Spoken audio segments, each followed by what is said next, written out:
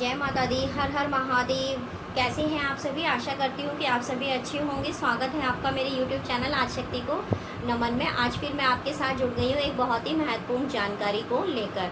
जानकारी है हमारे माँ दुर्गा के नवरात्रों से संबंधित। नवरात्रों से संबंधित मैंने इसलिए बोला क्योंकि 6 जुलाई से हमारे जो है गुप्त नवरात्रि स्टार्ट होने वाले हैं। तो इन गुप्त नवरात्रि को लेकर जो भक्त लोग हैं, जो पूजा अर्चना करते हैं, जो शाक्त भक्त हैं, उनको थोड़ा संशय बना रहता है कि इन गुप्त नवरात्रि में हम माँ दुर्गा की पूजा अर्चना कैसे करें। ये गुप्त नवरात्रि तो उन साधुओं के लिए होता है जो तंत्र मंत्र और सिद्धि के लिए मतलब पूजा अर्चना करते हैं। तो मैं बता दूं और उनका ये संशय भी दूर कर दूं, शंका भी दूर कर दूं कि इन नवरात्रि में हम नॉर्मल तरीके से अपने माँ दुर्गा के उन 9 रूपों की भी पूजा कर सकते हैं जो हम उदय नवरात्रि में करते हैं। तो आप लोग बिल्कुल भी इस चीज़ से निश्चिंत रहें कि ये नवरात्रि जो है उन नवरात्रियों से अलग है। नवरात्रि वही है, बस पूजा करने के थोड़े से जो नियम हैं वो हमारे अलग हो जाते हैं। और ऐसा नहीं है कि हम इन नवरात्रि में जो है सरल रूप से अपनी माँ दुर्गा के 9 रूपों की पूजा नहीं कर सकते। सिर्फ हम माँ 10 महाविद्याओं की ही पूजा कर सकते हैं। बस डिफरेंट इतना होता है इसमें कि जो साधक 10 महाविद्याओं की पूजा अर्चना करते हैं उनके नियम जो है बहुत कठिन होते हैं, लेकिन वो साधक भी किसी एक महाविद्या की जो है पूजा करते हैं। 10 में से किसी एक की महाविद्या की पूजा करते हैं और वो किसी के मतलब अपने गुरु के सानिध्य में रहकर ही पूजा अर्चना करते हैं। लेकिन आज का जो वीडियो है वो मेरा उन लोगों के लिए है जो लोग जो है सरल रूप से इन नवरात्रि में भी माता रानी की पूजा अर्चना करना चाहते हैं। तो चलते हैं, वीडियो को आगे बढ़ाते हैं। वीडियो को एंड तक ज़रूर देखिएगा। अगर आपको वीडियो अच्छी लगे तो लाइक शेयर कीजिएगा और मेरे चैनल पे अगर आप नए हैं तो चैनल को सब्सक्राइब ज़रूर कीजिएगा। तो जैसा कि हम सभी को पता है कि हमारे सनातन धर्म में जो है नवरात्रि का पर्व बड़े ही श्रद्धा भाव से मनाया जाता है। हिंदू धर्म में हमारे जो नवरात्रि हैं वो हमारे चैत्र, आषाढ़, अश्विन और माघ मास में 4 बार हमारी जो नवरात्रि हैं वो आती हैं और इनको हम बड़ी ही धूमधाम से मनाते हैं। और माता के 9 रूपों की पूजा हम इनके अंदर करते हैं। और जो गुप्त नवरात्रि होती है उनमें हमारी माँ के 10 महाविद्याओं के रूप की पूजा की जाती है। अब चलते हैं कि ये जो गुप्त नवरात्रि है हम उसमें माँ के 9 रूपों की पूजा अर्चना कैसे करें। तो सबसे पहले मैं बता दूं आपको कि अपने मन से ये संशय निकाल दीजिए कि आप जो है सरल रूप से माँ दुर्गा की पूजा अर्चना नहीं कर सकते। आप कर सकते हैं। इस पूजा अर्चना को जो है मुख्य रूप से देवी की आराधना को हमने 3 भागों में विभाजित किया है। 3 पार्ट्स में हमने इसको डिवाइड कर दिया है जो सरल रूप से इस पूजा अर्चना को कर सकते हैं। सबसे पहले हम चलते हैं पहला क्या होता है कि जब आप माता की चौकी लगा रहे होते तो उसमें आपका विशेष होता है घट स्थापना करना, अखंड ज्योति को प्रज्वलित करना और ज्वारें बोना।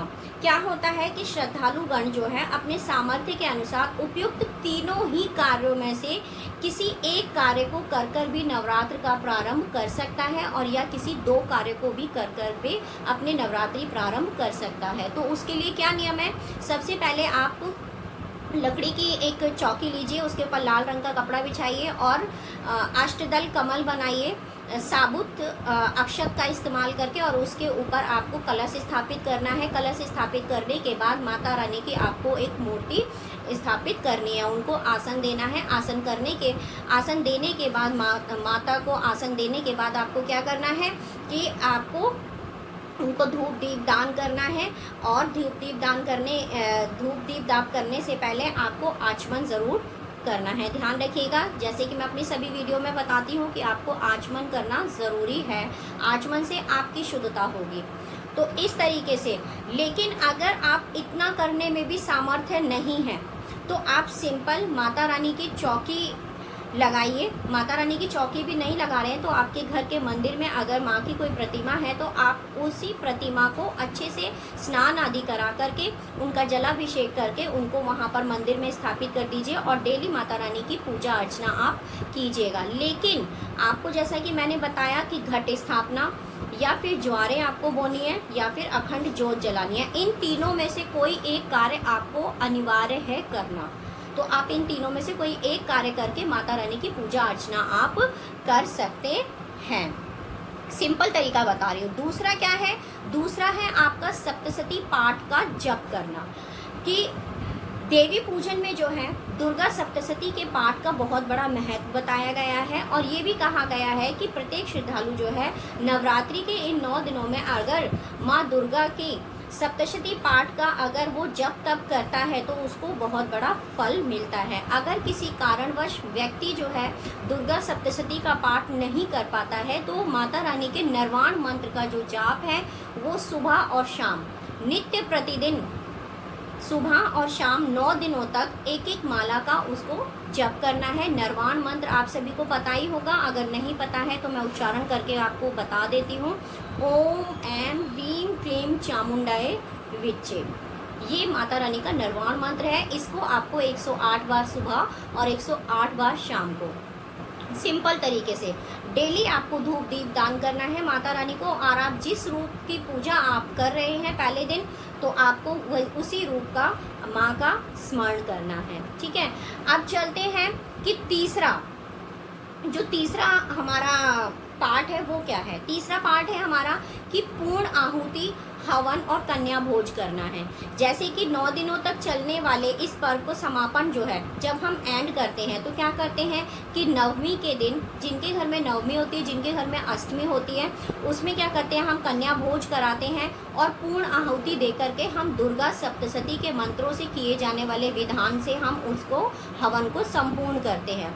अगर आप दुर्गा सप्तशती में जो मंत्र दिए गए हैं, अगर आप उन मंत्रों से हवन नहीं कर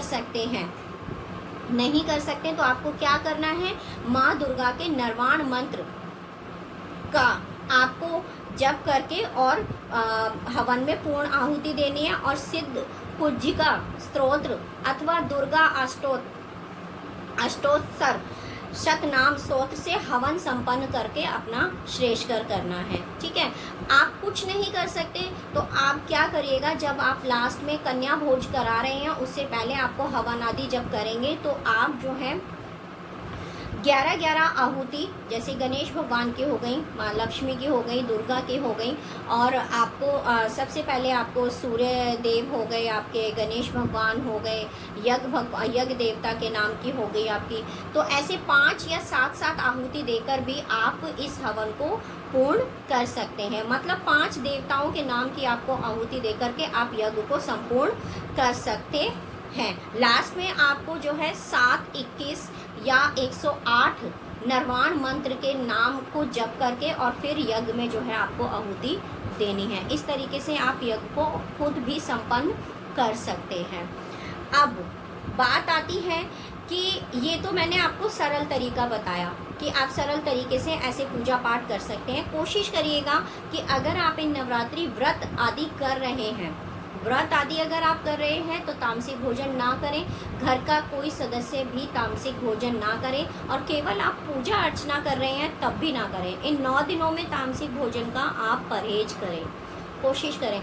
और कोशिश करें कि अगर आप पूजा अर्चना कर रहे हैं तो ये विशेष का ध्यान रखना है कि आपके द्वारा की गई पूजा के बारे में किसी और को पता नहीं लगना चाहिए, और आपकी जो भी मन इच्छा है उसे गुप्त ही रखिएगा। गुप्त नवरात्रि में विशेषकर यही होता है कि आप जो भी पूजा अर्चना कर रहे हैं माता रानी की, जिस भी माता रानी के रूप का जो भी आप ध्यान कर रहे हैं, उस रूप के नाम को आपको गुप्त रखना है और आपको नहीं बताना है कि आपके नवरात्रि व्रत चल रहे हैं या आप नवरात्रि में पूजा अर्चना कर रहे हैं, क्योंकि इससे जो आप सिद्ध कर रहे हैं, जो आप पूजा पाठ कर रहे हैं, उसका फल आपको नहीं मिलेगा। इसीलिए कहा गया है कि गुप्त दान और महा कल्याण।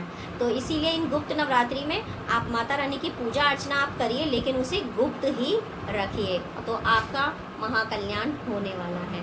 अब चलते हैं कि ऐसी कौन सी 10 महाविद्याएं हैं जिनकी पूजा अर्चना जो है हमें सिद्धि प्राप्त करने के लिए किया जाता है। कहते हैं कि शाक्त परंपरा से जुड़े श्रद्धालु गण जो है गुप्त नवरात्रि में जिन 10 महाविद्याओं की पूजा अर्चना करते हैं वो है काली, तारा, छिन्नमस्तिका, षोडशी, भुवनेश्वरी, त्रिपुर सुंदरी, धूमावती, बगलामुखी, मातांगी व कमला।